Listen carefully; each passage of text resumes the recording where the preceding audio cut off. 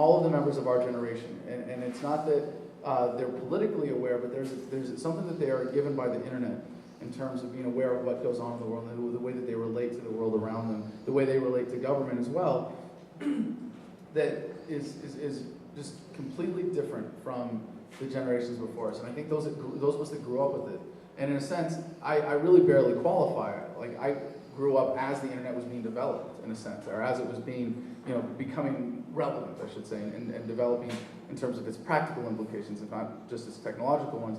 But I mean, our parents' generation called it a revolution when the internet changed the way that we do communication and commerce and sales and just the basic stuff that you see that's really obvious on the internet. But what you don't see, with Anonymous, with LulzSec, with the anonymous hacktivist groups, with people developing spontaneous communities online, with flash mobs, like all of these things that are only made possible because of technology and the internet. I think there really is a difference in awareness, and for those of us that have it hardwired. But it's not going to be people my age that change the world. It's going to be the kids like my younger siblings who are well, as much as 15 years younger than me, and they had smartphones in high school. And they're sitting in this fucking government indoctrination center. And the thing about them is, well, our generation as a whole, you can lie to us, but you can't get away with it for very long because we've got the truth button right one click away. And now we've got it right there in our pockets. And I can be watching a political speech and be like, wait a second, that doesn't sound right. Oh my God, this guy's full of shit.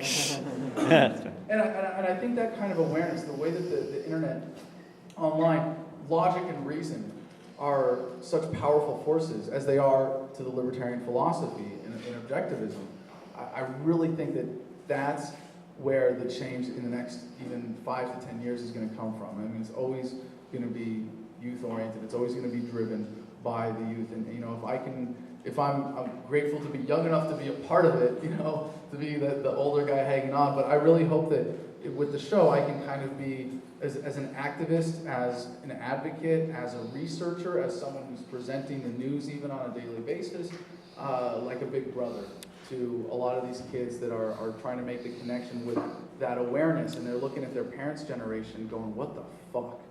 Maybe I can explain it a little bit. Maybe I can give them a little empowerment. So that's the design of the show, to answer your question. And a hell of a job at it. Oh, thank you. Yeah.